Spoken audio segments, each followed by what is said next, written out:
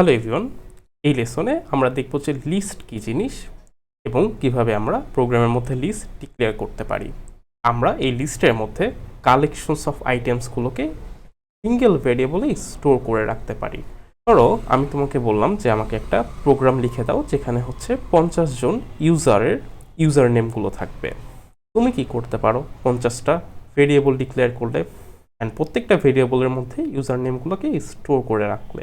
But তুমি যদি লিস্টের কনসেপ্টটা জানতে, তাহলে কি করতে? তুমি জাস্ট একটা সিঙ্গেল লিস্ট ডিক্লেয়ার করে সেই লিস্টের মধ্যে 50টা ইউজার নেম আইটেম স্টোর করে ফেলতে পারতে।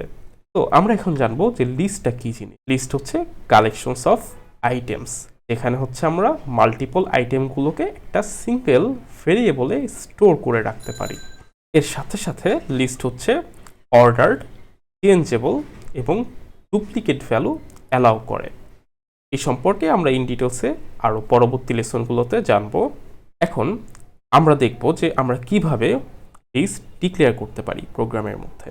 Normally square bracket indicates a list, অর্থাৎ তুমি যখন স্কোয়ার ব্র্যাকেট দিবে এটা অ্যাকচুয়ালি একটা লিস্টকে রিপ্রেজেন্ট করে, এবং আমার লিস্টের মধ্যে যে ইন্ডিভিজুয়াল আইটেমগুলো আছে সেগুলা অ্যাকচুয়ালি কমা দিয়ে সেপারেটেড থাকে। যেমন এখানে হচ্ছে কার মডেলস, এই ভেরিয়েবলের মধ্যে আমরা একটা লিস্ট স্টোর করে রেখেছি। এখানে হচ্ছে BMW, অডি, টয়োটা, এগুলো হচ্ছে তিনটা ইন্ডিভিজুয়াল আইটেমস অর এলিমেন্টস। এই তিনটা এলিমেন্টসকে আমরা কমা দিয়ে সেপারেট করে রেখেছি। এখন যদি আমি আমার আইডিতে ব্যাক করি, আমাদেরকে যদি একটা লিস্ট ডিক্লেয়ার করতে হয় তাহলে আমরা কি করব? প্রথমেই স্কোয়ার ব্র্যাকেট দিব, দেন এর মধ্যে যেই আইটেমগুলোকে আমরা স্টোর করতে চাই, ধরো BMW, দেন অডি, দেন টয়োটা, এই তিনটা আইটেমকে আমরা স্টোর করতে চাই। এই ইন্ডিভিজুয়াল আইটেমগুলোকে কমা দিয়ে সেপারেট করতে হবে। তাহলে কি হলো? আমার একটা লিস্ট ক্রিয়েট হয়ে গেল যেখানে হচ্ছে তিনটা আইটেম আছে। আমরা চাইলে এই লিস্টটাকে একটা ভেরিয়েবলেও অ্যাসাইন করতে পারি, যেমন হচ্ছে মাই কার।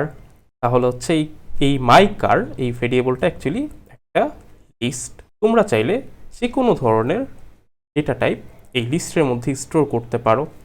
যেমন হচ্ছে আমি চাইলে এখন একটা ইন্টিজার ভ্যালু স্টোর করতে পারি অথবা ফ্লোট ভ্যালু স্টোর করতে পারি। এমনকি তোমরা চাইলে লিস্টের মধ্যে লিস্ট টাইপের ভ্যালু স্টোর করতে পারো। তো এভাবেই আমরা কোনো একটা প্রোগ্রামের মধ্যে লিস্ট ডিক্লেয়ার করতে পারি।